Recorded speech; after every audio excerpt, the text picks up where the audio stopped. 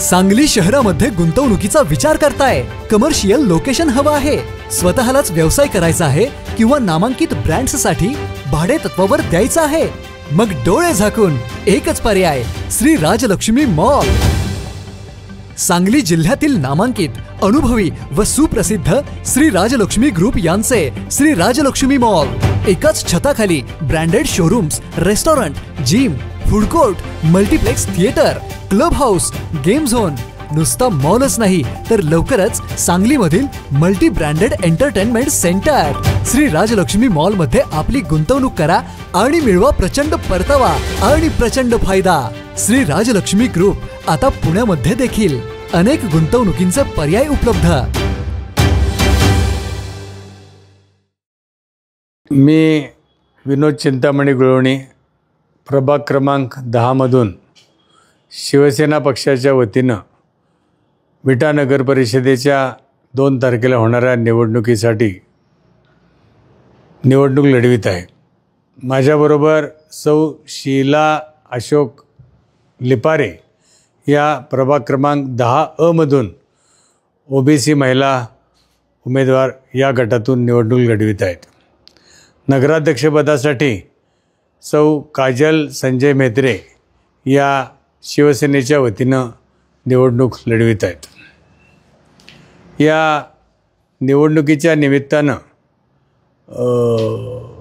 काही गोष्टी आपल्या सर्वांच्या पुढं मांडाव्यात म्हणून आपल्याला या ठिकाणी प्रेससाठी आपण या ठिकाणी एकत्रित जमलेलो आहे।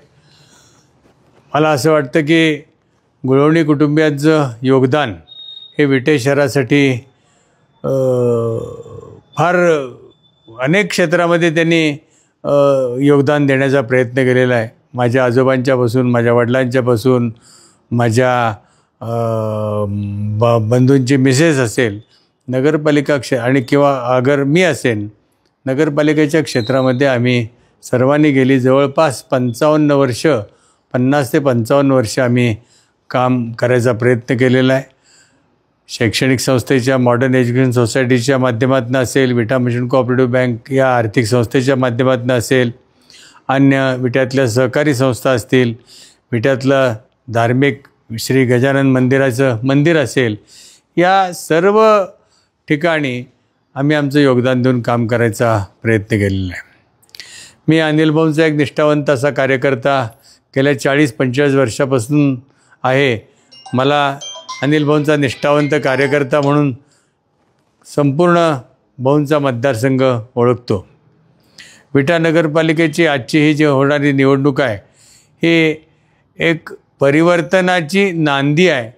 कालच्या अर्ज भरण्याच्या कालावधीमध्ये, प्रक्रियेमध्ये आपण जर शिवसेनेच्या माध्यमातून अर्ज भरणाऱ्या उमेदवारांची गर्दी, झुंबड आणि त्यांच्याबरोबर येणाऱ्या कार्यकर्त्यांचा जो काही समुदाय होता याचा जर आपण मागोवा घेतला तर निश्चितपणानं विधानसभेच्या निवडणुकीमध्ये 1 वर्षापूर्वी जी लाट होती परिवर्तनाची, शिवसेनेला सहकार्य करण्याची, किंबहुना त्याहीपेक्षा अधिक मोठ्या प्रमाणामध्ये आता नगरपालिकेच्या निवडणुकीमध्ये कार्यकर्त्यांच्यामध्ये उत्साह दिसून येतो आहे। विद्यमान आमदार मान्य सुहास भैया बाबर आणि मान्य त्यांचे ज्येष्ठ बंधू अमोलदादा बाबर या दोघांच्या नेतृत्वाखाली ही निवडणूक आपण लढवतो आहे। मला शिवसेनेच्या वतीनं उमेदवारी देण्यात आलेली आहे। निश्चितपणानं प्रभागामध्ये असतील, विटे शहरातले जे काही मूलभूत प्रश्न असतील, हे सर्व मूलभूत प्रश्न, पाणी असेल, लाईट असेल, आरोग्य सुविधा असतील, बंदिस्त गटाराची व्यवस्था असेल, ज्येष्ठ नागरिकांसाठीचं विरंगुळा केंद्र असेल, बगीचा असेल, महिलांसाठीची स्वच्छतागृह असतील, पार्किंगची व्यवस्था असेल, अशा ज्या गोष्टी, आपला CCTVची व्यवस्था असेल, ज्या गोष्टींची नागरिकांना खऱ्या अर्थानं गरज आहे, अशा सर्व बाबतीमध्ये निश्चितपणानं झोकून देऊन काम करायचं ठरवून सुहासभाईंनी आणि अमोलदादांनी जो काही आदेश दिला त्या आदेशाप्रमाणे मी ही निवडणूक लढवतो आहे. सुहासभाईंनी, अमोलदादांनी आपला जाहीरनामा काढला आहे. खूप मोठा जाहीरनामा आपल्या पुढं ठेवलेला आहे विटेकरांच्या पुढं. विटेकर जनतेमध्ये एक प्रचंड असा उत्साह या निवडणुकीमध्ये आपल्याला दिसून होतो आहे.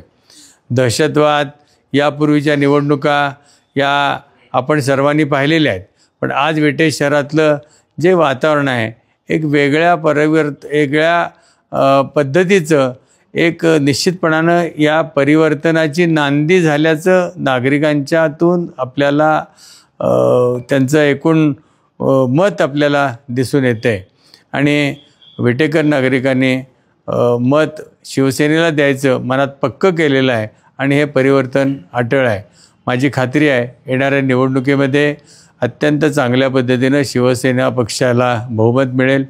मी फार काही मोठं बोलणार नाही, पण एवढं नक्की सांगेन, प्रभाग नंबर 10 सहित बहुमताचा आकडा 100% शिवसेना पक्षाच्या वतीनं गाठला जाईल आणि या विटे शहरामध्ये खऱ्या अर्थानं एक प्रकारचं विकासाचं पर्व हे सुरू झालेलं आपल्या सर्वांना दिसेल.